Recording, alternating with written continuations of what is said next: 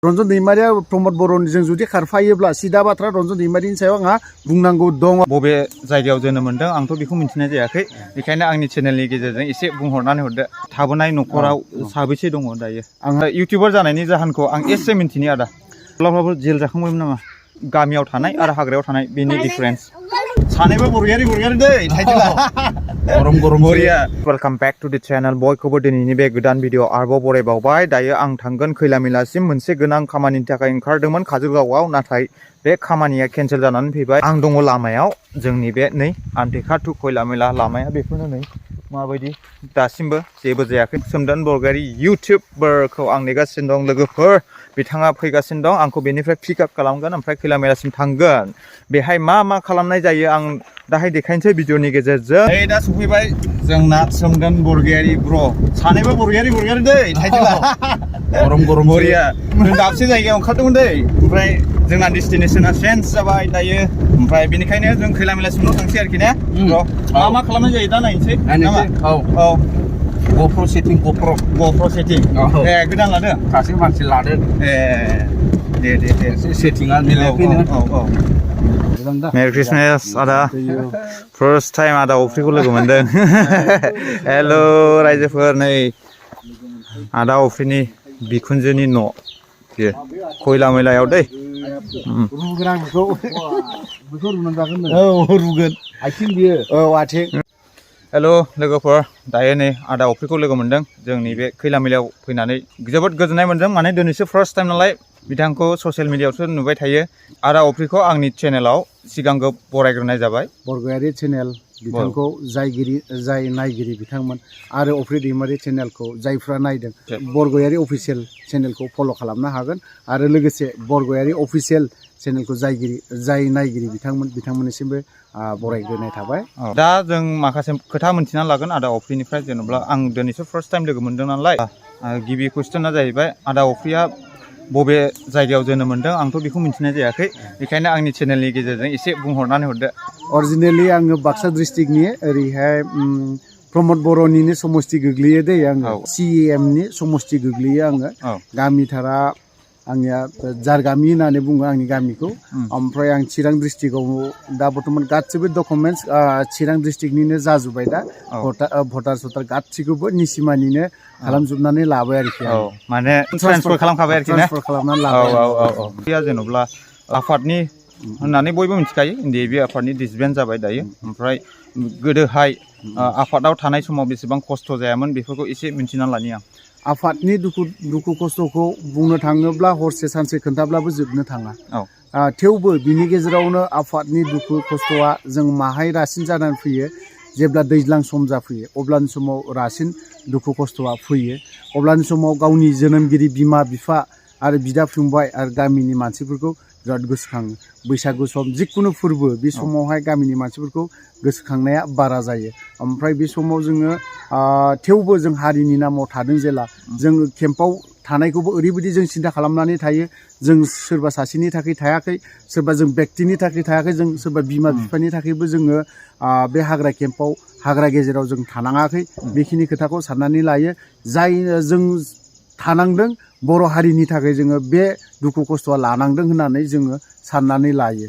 दुखु खस्थ'नि गेजेराव गोबां रोखोमनि दुखु खस्थ'नि गेजेराव मालाबा इण्डियान आर्मि ना, बिसोरो जुदि केम्पखौ एटेक खालामनो थाङोब्ला बिनि सायावबो जोंहा बायसान्स जुदि जोंनि थानाय लुखानाय बोसोरसे गाहाम थाखाङोब्ला, बे जोंनि केम्पआ ओरैबायदि साफा जानानै थायो, साखोन सिखोन जाना थायो, बे केम्पखौ गारना थांनो एसे बायो। ओमफ्राय गोदान केम्प लुहैनांगौ जुदि जायोब्ला, अब्लानि समावहाय फारसेनिफ्राय गोदान जाजोबो, हाग्रा दाननायनिफ्राय बा अन्थाइ एरखुनायनिफ्राय गोबां रोखोमनिनो जोङो दुखु खस्थ' लानांगौ जायो आरोखि। दा आदा अफ्रिनि खुगानिफ्रायनो मिन्थिनो मोनबाय बेसेबां आफादाव थानाय समाव जेसेबांनाखि खस्थ' मोनबोदों, जेरै सान्दुं अखा बार बायदिसिना बेफोरखौ सहायनांगौ जायो। ओमफ्राय आं मिन्थिनानै लाबावनि आदा अफ्रिनि न'खर, जे थाबोनाय न'खराव साबेसे दङ दायो? आंहा बिदा फंबाय साब्रै।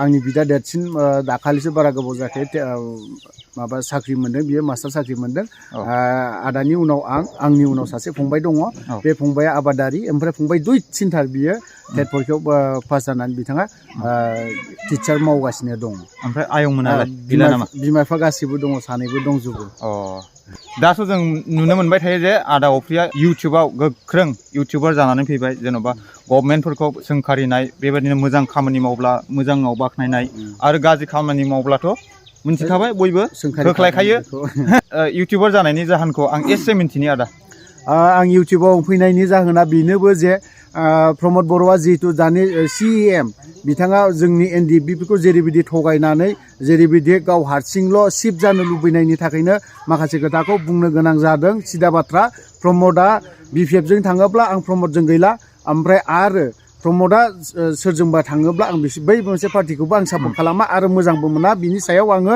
सोंखारिबाय थागोन आरो आं दासिमबो नोंनि चेनेलाव बुंगोन जे रन्जन दैमारिया प्रमद बर'जों जुदि खारफायोब्ला सिदा बाथ्रा रन्जन दैमारिनि सायाव आंहा बुंनांगौ दङ 101टा कुइसन दङ बेखिनि बाथ्राखौ आं बुंगोन आरो बे सोंखारिनाय बा बुंनायनि इउटुबाव फैनायनि जाहोनाबो बेनो जे NDFBनि जाखिनि थांखि जाखिनि सिमां बर' रायजो राजानि जा थांखि जा सिमां रायजो राजाखौ लानानै NDFBया दिनै जिखिनि सिमां नुदोंमोन दिनै बै सिमांखौ दिनै NDFB आफादाबो होनो हायाखै होननानै आं सानो ओंखायनो आङो दिनै बे ससियेल मिडिया बा इउटुबाव फैनो गोनां जानाय जाहोना बेनो आदा ओमफ्राय नों बर' हारिखौ बेसेबां मोजां मोनो जेन'ब्ला सेन्टिमेन्ट बर' हारिनि सेन्टिमेन्ट बेसेबां दङ हारिनि सेन्टिमेन्ट हिसाबै गोबां दं आङो मावनोसो हाया बा सोरबा गुबुन आफादजों बा आबसुजों थानानै बा बनसुजों थानानै बा सोरबा सासेजों नन गभर्नमेन्ट नन पलिटिक्स बेफोरबायदिजों थानानै मावस्लायस्लाय ओरैनो हारसिं थाना मावनाया मोजां होननानै आं सानो हारिनि फारसे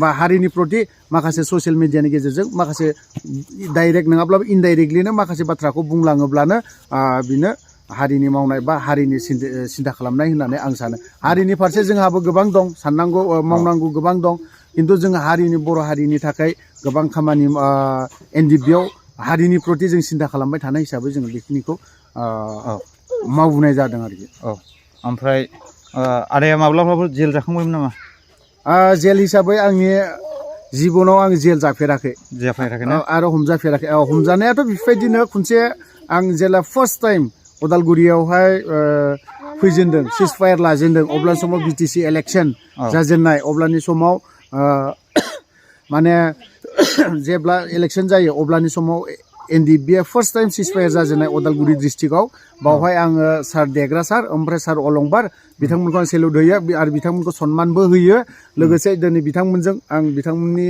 दैदेननायावनो देरबोदों होननानै बुंजागोन बिथांमोननि पलिटिक्स बाथ्रा बुंनाय हारिनि प्रति बाथ्रा बुंनाय बिनि फारसेयावनो आङो दिनैहाय बै समावहाय बिसोर थानाय समाव जेब्ला इलेक्सन जायोना बे समावहाय एसे आङो उदालगुरि आर्मि साहा बागान गेजेराव आर्मि केम्प दङना मोनसे बे केम्पआवहाय आङो हरसे सोनानै दोनजादों इसोरनि अननायाव उदालगुरि डिस्ट्रिक्टनि बा नैबे देग्रा सार अलंबार सारनि गामिनि गावबुरा बिथांमोनखौ हामबाय होननानै बुंनांगोन दिनैसिमबो बिथांनि गावबुराखौ हामबाय होननानै बुङाखै खारन बिथांमोनानो जामिनदार जानानै बिथांमोनानो थांनानै आंखौ जों गासैखौबो बरननानै लायदोंमोन आरो ओमफ्राय जों नुनो मोनो आदानि चेनेलाव जेन'बा बिथाङा गोबांथार हारिनि माने समाजारि खामानिफोरबो मावबाय थानाय नुदों हारि खामानि मावनायाव नोंथाङा बेसेबां मोजां मोनो आं मावनो मोजां मोनो बेफोरबायदिनो बर' हारिनि बा गोदो जेरैबायदि आफादाव थानानै खामानि मावनो मोनदों बा जोंनि देरसिन दा इउनाइटेड फराम अफ Ex-NDFB दा बे आफादावबो आङो मेम्बार हिसाबै दङ हिसाबै बिथांमोनजोंनो थाफानानै जाखिनि हारिनि मावलांनो हायो एज ए सिभिल लाइफआवनो बा जों रावबो पार्टिजों जइन जायालाफानो बेबायदि मावलांनो हाब्ला मावनोखौ मोजां मोनो आरोखि दा जेरैबायदि इउनाइटेड फराम Ex-NDFB इउनाइटेड फराम जों मोनसे खुलिनानै लादों बा दाफुंनानै लानोबो हाबाय जों दिनै इउनाइटेड फरामा जेरैबायदि मावनो लांनो नाजादों नायनोसै बेसेबां हायो लास्ट कुइसन आरो ना ओमफ्राय जेन'बा गामियाव थानाय आरो हाग्रायाव थानाय बेनि डिफारेन्स नोंथाङाथ' हाग्रायावसो थायोमोन जाहैबाय दा गामियाव थाफैबाय दा गामिजों एडजास्ट जानो थाखाय जोङो सम नांगौ जायो जोंनो बोसोरसे बोसोरनैजों जाया 5 बोसोर 10 बोसोर बेफोरबायदि थालांब्लासो जोङो गामिनि मानसिफोरजों हानाय माने एडजास्ट जालांनो हागोन ओमफ्राय जों हाग्रायाव थानाय समाव पार्थक्य बहुत फाराग जों हाग्रायाव थायोब्ला माने फुरा रुल डिसिप्लिन NDFB नि जाखिनि फरमेसनाव लिरनानै दोननाय बेफोरखौ जों मानिजोबनांगौ आरो फल' खालामनांगौ आरो आंनि जुनियरफोरा आंनि रुमाव हाबनांगौब्लाबो बिथाङा सोंनानैसो हाबनांगोन आंनि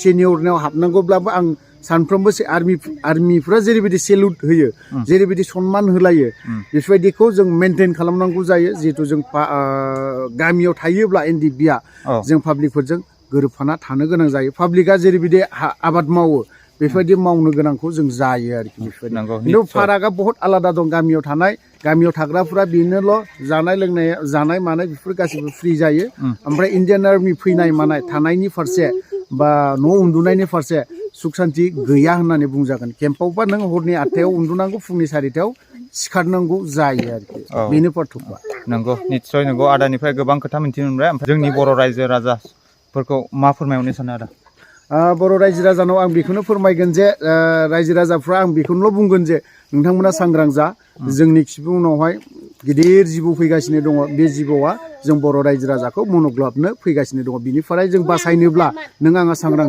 जानांगोन अब्लासो जों बै जिबौनिफ्राय बारग'नो हागोन होननानै आं सानो आदानिफ्राय गोबांथार खोथा मिथिनानै जोबोद गोजोननाय मोनबाय ओमफ्राय आंनि चेनेलनि दारै रोजा रोजा साबायखर बावबाय थेंक इउ वेलकाम